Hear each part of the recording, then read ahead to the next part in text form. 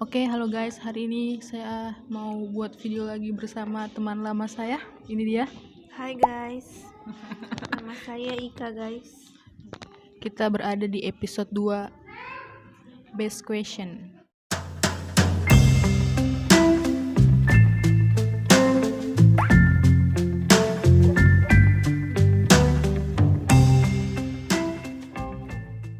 Pokoknya kita akan bercerita tentang apapun yang membuat feeling fresh. Oke, pertanyaan pertama yang akan saya ajukan adalah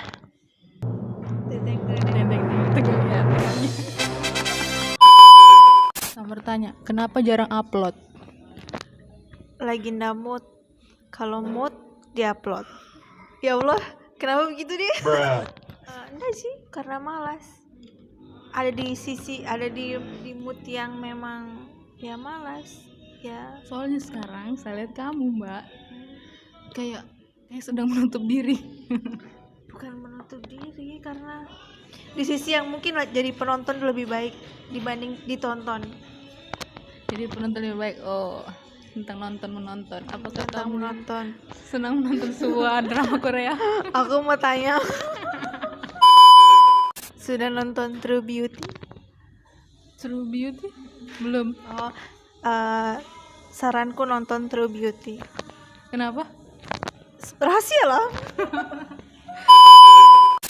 True Beauty, pesan moral yang ada di True Beauty adalah kita nggak bisa lihat orang dari depannya begitu. Misalnya kayak yang tadi kau ajukan pertanyaan bahwa kenapa nggak pernah upload, adakah sesuatu begitu. Itu kita bisa belajar di True Beauty. Mungkin hal beda di True Beauty, tapi pesan moralnya bisa kita alihkan ke hal yang ini gitu. Dalam kehidupan kita, real life-nya kita. Oke. Kayak ya nggak selalu kita nggak upload bahwa kita sedang di posisi yang menurun gitu, yang sedih gitu. Nggak juga, mungkin kita lagi bahagia, saking bahagia sampai lupa mau upload. Betul sekali. Jawabannya sangat bijak, teman-teman. Wah, luar biasa guys. Oke. Ini pertanyaan kedua. Pernah nggak kamu, Mbak, merasa asing dengan dirimu sendiri? Asing. Pernah. Contohnya aja ya, langsung ya. Kayak misalnya kamu bikin story gitu sama temanmu. Kayak saya rasa, kan aku juga temennya. Iyalah. Iya, oke. Tapi maksudnya ya memang, maksudku karena kita kan semakin hari semakin dewasa, semakin berpikir, ya pasti ada di posisi yang ada, maksudnya kayak ada kesibukan toh yang memang kayaknya waktunya kurang cocok, cari waktu mulai susah, kadang kita free, kamu ada kegiatan, begitupun sebaliknya toh. Kayak begitu sih. Kalau kamu gimana? Merasa asing dengan diri sendiri. Pernah lah, manusia itu manusiawi itu merasa asing dengan diri sendiri. Pertama yang membuat asing diri kita sendiri itu adalah rasa insecure, itu pertama. Yang kedua mungkin kurang bersyukur. Jadi kita insecure tuh bagus tuh nonton True Beauty. Iya. Banyak sekali di situ diceritakan. Karena tuh kadang orang lihat bahwa yang orang lihat tuh kalau nonton tuh pasti kayak pemainnya, jalan ceritanya. Terus kira-kira misalnya kayak yang fashionnya gitu, terus apa yang ada di dalamnya. Tapi mereka nggak lihat, oh ini cerita tuh kayak begini, apa yang bisa kita dapat dari itu nonton. Itu kayaknya mungkin di umur-umur yang sekarang kita lebih mikir ke itu deh. Kalau zaman-zaman dulu kayak kita nonton, wah pemainnya ini toh. Tapi sekarang tuh oh jadi ternyata begini oh ternyata begitu gitu. Ternyata beda, misalnya kita bikin story apa begitu.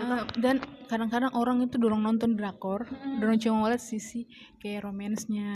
Betul. Karena pemainnya juga cocok yang kau bilang tadi, cakep, cantik, ganteng, begitu. Lewat dari ceritanya juga yang bagus. Tapi center pointnya mereka biasa dari pemain dan juga kisah romantisnya itu. Iya, padahal sebenarnya tidak. Sebenarnya tuh yang kalau saya tangkap dari drama-drama Korea itu, apa yang bikin saya sampai saya dulu tuh anti sekali, jujur saya bisa dibilang.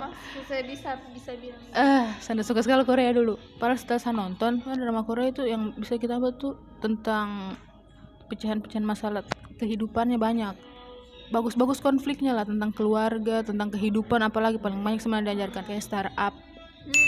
sebenarnya itu tentang kehidupan, tentang kita jangan terlalu banyak bergantung dengan orang lain, apa segala macam. Kan bisa membedakan kalau di kantor bagaimana misalnya toh, kalau di rumah pun sama kayak kita berteman juga kayak begitu. Jadi kita harus bisa posisikan dirinya kita, nggak boleh yang kayak mau mendominan, tapi kita harus sama-sama saling satu lah. Kayak Record of Youth. Ya kita bahas Korea habis. Iya. Film Indonesia juga bagus. Tapi kan apa di cara pandangnya orang saja, bagaimana mereka menonton. Karena orang tuh mikirnya gini Bes, menurutku mereka samakan antara film sama sinetron. Betul. Kan sinetron kita kan agak udah ditebak lah ya, dramatik gitu. Nah orang mikirnya sama, film sama sinetron sama. Jadi jatuhnya tuh kayak mereka maksudnya kayak kita nonton, oh iya kita tahu jalan ceritanya, ya udah paling nanti kayak gini, terus habis itu ya beginilah pasti akhirnya. Padahal kalau film kan beda sama sinetron. Film kan tuh sekali habis, sinetron kan itu berepisode. Yang lagi hit sekarang itu Ikatan Cinta. Oh my god ya. Sampai ada fans club Ikatan Cinta. Saya termasuk penikmat dan pecinta Ikatan Cinta. Makanya saya terlalu cuman kayak sehafal nih karena tiap malam itu karena banyak orang kan lagi hits juga itu tuh. Mas Al dan Mbak Andin, kalian luar biasa. Oke, next pertanyaan berikutnya. Hal apa yang pertama kali kamu lakukan, agak sensitif tapi setelah kehilangan orang tua? Maksudnya setelah kehilangan itu apa yang kamu pikir untuk kedepannya, kira-kira harus begini gitu? Oke, silahkan. Rencana ke depanku setelah kehilangan orang tua seperti, kalau saya pertama pastinya sebenarnya saya sekarang lebih berpikir bahwa kalau dulu kan saya orangnya kayak terkesan terlalu cuek, terlalu memikirkan bagaimana itu kehidupan ke depan karena terlalu tergantung sama orang tua. Setelah tiada bapak ini, pola pikirku makin bisa dibilang berpikir ke arah yang lebih dewasa lagi, lebih banyak. Sekarang saya tuh ingin lebih banyak mendengarkan daripada dulu kan sering terlalu banyak mengungkapkan, melawan lah bisa dibilang. Sekarang lebih banyak mendengarkan karena kan tidak ada, maksudnya kehilangan figur bapak berarti ada yang hilang dalam rumah itu toh. Jadi saya berupaya memposisikan diriku jadi sebagai penetral dalam keluarga. Kedepannya juga pasti karena ingin membahagiakan orang tua dan keluarga, pasti namanya pekerjaan kita pasti ingin cari dapat kerja supaya bisa bahagiakan adik-adik. Rencana-rencana ke depan yang penting ingin saja menjadi orang yang lebih baik, harus lebih bisa menguatkan, harus lebih mandiri, harus lebih berpikir dewasa, harus lebih open minded. Karena malah kalau saya anak pertama, jadi tolak ukurnya anak pertama itu, pokoknya menurutku anak pertama itu adalah tolak ukur dalam sebuah keluarga. Dia itu jadi contoh buat adik-adiknya, jadi panutan dia buat adik-adiknya. Jadi saya harus mencontohkan yang baik-baik. Tugasku hanya itu saja, karena sebelum saya bahagiakan orang tuaku dengan hasil keringatku, jadi saya coba memberikan kebahagiaan dengan menuruti kata orang tua, menjadi anak yang baik lah, dan dengan jalan-jalan yang benar, jalannya Allah toh. Cukup dengan seperti itu saja kan yang kita bisa berikan saat ini toh. Bagaimana rasanya sudah bisa menghasilkan uang untuk keluarga, sudah bisa bekerja, bagaimana rasanya? Apalagi pernah menjadi seorang presenter, bagaimana rasanya? Mantap. Senang pasti senang lah. Cuman kadang tuh orang mikir kayak gini loh, udah kerja, udah punya uang, umur juga udah mulai ini kan, kapan nikah? Ya, itu sensitif sekali itu. Orang sih nggak tahu, maksudnya kayak kita mau ceritakan tentang dirinya kita nih sekarang kan, maksudnya iya ke satu orang, habis itu orang lain lagi kan pasti nggak mungkin. Ada senangnya, ada juga yang di posisi yang orang mikir kita kerja cari uang gitu toh kayak sudah enak begitu. Ya memang enak kita menghasilkan gitu, cuma ada tuh yang part-part yang memang kayak ya kita kerja memang kita butuh pekerjaan ini gitu. Kita kerja ya memang karena kita harus kerja. Kan ada juga orang yang kerja siapa tahu ya untuk menghilangkan kebosanannya. Pokoknya banyak lah alasannya, macam-macam lah alasan orang kenapa kerja. Bukan juga karena mereka kerja karena memang itu adalah suatu keharusan, tapi memang karena kebutuhan dari orang-orang itu berbeda-beda. Iya. Habis kerja jadi presenter terus ini lari itu ya pasti kita harus menyesuaikan lagi, karena maksudnya kita kerja bukan di bidang yang memang kita mau gitu. Kayak passionnya kita tuh kayak di sini, tapi kita harus kerja di tempat lain. Kayak bagaimana nih? Tapi butuh. Tapi kok aneh jadi, gitu. Jadi terkadang passion itu harus dikalahkan dengan kebutuhan. Kayak rasanya tuh kayak ya enak, mesti kayak kalau kita nonton TV bagusnya main presenter. Karena kan banyak orang bilang kalau passionmu di situ enak pasti kok kerja. Betul, memang. Tapi tuh. Bagaimana kalau orang-orang yang passionnya di situ tapi dia tidak bisa bertahan kerja di passionnya itu? Kalau menurutku sih kita merasa bahwa kita butuh itu pekerjaan yang pertama. Kalau kita butuh, kita akan terbiasa dengan apa yang maksudnya kita butuh, jadi kita lakukan ini. Akhirnya kita kebiasaan lakukan ini. Karena sudah terbiasa, lama-lama ya udah ini pekerjaan yang memang harus kita kerjakan gitu. Tapi baca-baca itu termasuk passionmu atau bagaimana? Sebenarnya kalau aku sih pengennya kerja yang memang aku suka, yang kayak gitu, yang jadi presenter, bawain berita. Karena menurutku baca berita tuh nggak cuma sekedar baca teks gitu loh, Bes, menurutku. Karena menurutku kalau aku baca berita, orang yang dengar nggak ya dengan apa yang aku bacain. Betul. Orang tahu nggak ya ini aku baca tentang berita apa. Kan orang pikirnya dia hanya baca di teks jalan. Tapi padahal kalau saya pribadi bisa melihat kalau presenter, cara face-nya, cara bawanya, terus suaranya itu mempengaruhi orang minat tidak nonton siarannya berikutnya. Itu kayak misalnya ya kayak berita apa begitu, kita bacanya tuh kalau misalnya tentang misalnya nih ya ada yang kejadian nih kayak Sriwijaya jatuh.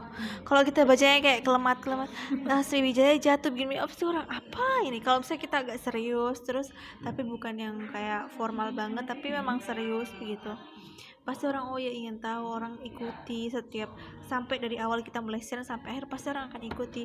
Kadang kan orang kayak misalnya dari awal terus kok begini nanti setengah pasti dia akan ganti channel lagi, cari yang lagi yang menurutnya dia bagus nih gini. Jadi tuh kalau jadi presenter tuh bukan cuma baca, ya emang kita juga belajar nyampein informasi ke orang, terus orang suka, orang berminat untuk melihat begitu kan, butuh ini juga, butuh skill, butuh ini kan, nggak cuma seadanya gitu. Betul sekali, sangat luar biasa. Next, tentang fashion. Tadi kan kamu bilang mau cari kerja, kenapa maksudnya kayak gini kan sekarang udah mulai kayak nggak YouTube kita jalanin aja dulu ini, jadikan apa yang kamu kerjakan ini sebagai pekerjaanmu, ngerti gak sih? Kenapa kan sekarang saya lagi aktif di YouTube, kenapa saya jalanin saja dulu ini, diserius saja dulu selagi masih ada, belum ada yang betul-betul tetap. Kenapa nggak dijadikan pekerjaan di situ? Kenapa saya jadikan YouTube ini sebagai pekerjaan sementara? Pertama, saya buat YouTube sebenarnya sebagai tempat media, wadah, saluran di mana saya tempat menyimpan momen-momen saja sama keluarga. Karena yang pertama saya senang mengedit. Itu otodidak, itu belajar mengedit karena senang saja dengan dunia yang menurut kayak film. Pertama saya itu tertarik pertama sama film karena senang sering nonton video-videonya itu di YouTube, tertarik. Nah, bikin video-video keluarga terus simpan di laptop, hilang karena virus, hilang. Saya rasa sia-sianya semua ini karya aku yang saya sudah bikin, masa habis dibuat dengan sepenuh hati hilang saja begitu. Jadi saya salurkanlah di YouTube. Tapi kan perputaran waktu lagi nih YouTube sekarang bisa jadi tempat lahannya orang berpenghasilan lah. Menurutku YouTube itu setia modul jadikan tempat lahan mencari sebuah pencarian uang begitu. Sekarang itu saya masih fungsikan YouTubeku berkarya sepenuh hati dengan hasil-hasil yang memang tulus saya dari apa yang saya inginkan, bukan karena saya ingin mengejar orang lihat saya punya video karena supaya dikenal banyak begitu, tidak. Tapi saya ingin orang lihat videoku dia merasa iya tahu ini nilainya, mereka bisa rasakan apa pesan yang saya sampaikan. Cuma itu saja. Betul ya sih. Pertama, menurutmu dengan kau bekerja sebagai seorang presenter, apakah itu mengubah circle pertemananmu atau tidak, apakah itu menambah atau mengurangi circle pertemananmu. Yang kedua, apakah dengan jadinya aku sebagai presenter itu malah membuat kamu menemukan banyak toksis dalam pertemananmu. Dan yang terakhir, sebenarnya kamu butuh dan tidak butuh teman seperti apa. Astaga, panjang tuh teman. Kalau menurutku, kalau yang saya alami jadi presenter itu salah satu plusnya adalah kita pasti akan punya banyak teman. Itu yang pertama. Yang kedua, kita akan berteman dengan, maksudnya kita akan kenal dan akan ketemu sama orang dari berbagai kalangan, dari banyak kalangan, dari banyak, bisa dibilang suku juga, kemudian adat yang berbeda. Itu plusnya jadi presenter. Pasti kayak ada di satu titik yang karena kita sudah di lingkungan itu, kita akan mulai menyesuaikan diri dengan lingkungan itu. Cuman kalau saya pribadi, karena menurutku adalah bukan hal yang bisa cepat saya terima, harus kayak berteman sama orang baru begitu, dan bukan hal yang cepat saya terima menerima dia sebagai teman dekatku begitu, bukan hal yang seperti itu. Jadi ketika waktu saya jadi presenter, meskipun maksudnya kayak banyak temanku begitu dari mana-mana, saya kenal ini, saya kenal itu, tapi seporsikan ya dia cuma teman begitu ya, temanku begitu, dan butuh proses untuk dia bisa berubah jadi kayak teman dekatku. Mau cerita tentang itu jadi kayak butuh proses begitu, dan ternyata tidak semudah kan kalau di matanya orang awam ya, kayak mataku. Orang tuh kalau sudah jadi presenter pasti dia tuh mudah bergaul, cepat dapat teman banyak begitulah. Jadi tidak semudah itu ternyata. Kebanyakan seperti itu, Bes. Tapi kalau saya sebatas ya itu teman begitu, bukan yang jadi teman dekatku atau yang apa. Berarti kamu tuh tidak butuh teman seperti apa dan butuh teman yang seperti apa? Kalau saya ya itu kalau misalnya tidak sejalan dengan apa yang saya mau, ya sudah, kita cukup berteman gitu. Kadang itu ada yang saya tidak terlalu suka kalau misalnya kayak saya punya teman yang mau hanya didengar, tidak mau mendengar. Itu paling saya tidak suka. Terus? Karena menurutku kita kan berteman nih, kita punya dua telinga, ada yang kanan sama yang kiri. Ya katakanlah yang kanan buat mendengarkan temannya kita, yang kiri untuk kita mendengarkan cerita kita begitu, untuk mendengarkan ceritanya kita. Karena menurut kayak begitu. Jadi kalau misalnya saya berteman sama orang baru gitu, atau saya setiap hari sama-sama gitu dan lain macam, maksudnya waktu yang lama setiap hari itu, kalau memang tidak sesuai dengan pola yang saya buat, prinsip apa yang saya buat dalam pola pertemananku, ya yang lama itu tetap akan ada gitu. Oke. Terus apalagi ya yang cocok sih sama saya gitu. Terus saya cocok tidak sama kamu? Alhamdulillah cocok. Cocokku tuh kayak misalnya kalau misalnya kita ngobrol tuh nyambung, terus kayak ada hal-hal yang memang kayak pemikiran saja, meskipun kadang kita kayak jalanmu begini, jalanku begini, tapi kita ada titik temu di tengah yang memang ya kayaknya bagus di antara begini dan begini gitu. Karena pola pikirnya orang tuh tidak bisa, maksudnya memang biasa intinya itu sama, tapi jalurnya mereka tuh ada yang berputar dulu, ada yang langsung ke titiknya. Makanya kenapa kita harus bisa jadi pendengar dan didengarkan. Karena dengan jadi pendengar akhirnya bisa dapat namanya titik temu itu nyaman. Kalau kita tidak mau mendengarkan orang itu susah, guys. Betul, guys. Jadi cari teman yang memang mau mendengarkan kita, dan kita juga harus bisa dengarkan apa yang mereka bilang gitu. Meskipun kita tidak punya misalnya kita dengarkan curhatan gini-gini, terus kita bingung mau kasih solusi apa, cukup mendengarkan pun kayak rasanya pasti kita sudah terasa seperti solusi. Kita sudah membuat kadang tuh teman-teman kita itu mereka hubungi kita bukan karena mau dibantu secara materi atau material begitu, tidak. Mereka tuh kadang-kadang cuma butuh pendengar yang baik untuk mereka menenangkan dirinya, mencari solusi. Karena solusi itu bisa hadir dengan kita kasih perhatian, caring sama teman kita, sudah lebih dari cukup sebenarnya. Ya betul sekali. Karena kalau menurutku sih ya, mau setiap hari kita ketemu, mau selama apapun betul. kita berteman, kalau memang kita ndak sefrekuensi, betul sekali. nggak sefrekuensi, ya susah gitu. Maksudnya kita lama berteman, terus lama nggak ada komunikasi misalnya karena kesibukan dan lain hal, terus jarang ketemu, tapi karena memang kita sefrekuensi, kita satu pemikiran, meskipun ya beda jalannya, misalnya kamu kanan aku kiri atau sebaliknya, karena memang kita punya, maksudnya frekuensi kita sama begitu, jadi pasti akan, meskipun lama nggak ketemu, pasti akan nyambung apa yang kita cerita, apa yang kita dan kalau ada kalian yang bilang bahwa bagaimana caranya menemukan teman yang bisa sefrekuensi dengan kita, ya itu tadi kuncinya, kan harus mau mendengarkan dan didengarkan. Harus saling sharing ya, harus ini juga saling terbuka sih, maksudnya jangan ditutupi, kayak misalnya harus apa adanya. Kadang tuh kayak merasa gengsi misalnya atau apa. Kalau sekarang kan itu menurutku sekarang itu pergaulan terlalu kayak mereka tuh terlalu menggo biasa dari penampilan, betul, dari materi juga kebanyakan. Orang-orang kan sekarang mau meninggikan namanya status sosial, sangat. Dan kalau saya, menurutku jangan pernah berteman karena status sosial seseorang. Berteman itu karena memang tulus kau ingin berteman, karena kalau kita berteman didasarkan dari cuma karena mau dibilang mau tinggi status sosial, tak, saya yakin dan percaya orang-orang yang seperti itu tidak akan lama berada di sampingmu. Betul sekali. Kita tuh berteman dari tahun 2017. Iya, 17 awalnya kita ke KN. Satu kamar, sering ngobrol. Dulu tidak mau menyangka juga sampai mau sedekat ini. Karena kan kita di jurusan yang berbeda, fakultas yang berbeda. Ternyata pertama tuh awal itu, Mbak, saya bilang, saya tidak bisa sefrekuensi sama ini orang, nah cocok dengan saya. Tapi pada akhirnya teman satu-satunya teman yang masih dekat sama saya sampai sekarang ini dia.